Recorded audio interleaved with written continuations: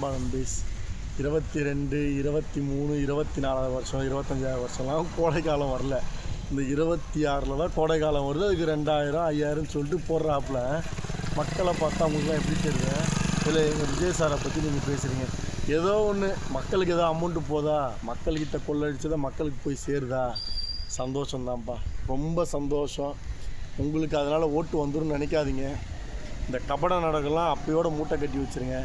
எங்கள் விஜய் சார் இன்றைக்கி பேசும்போது, சேலத்தில் பேசும்போது, அவரை மாதிரி தனித்து நின்று பாருங்கள். அவங்கள மாதிரி கூட்டணி இல்லாமல், ஏன் நீங்கள் தான் பெரிய ஆளாச்சு, எவ்வளோ சாதனைகள் மேலே சாதனை பண்ணுற உங்களுக்கு எதுக்கு கூட்டணி?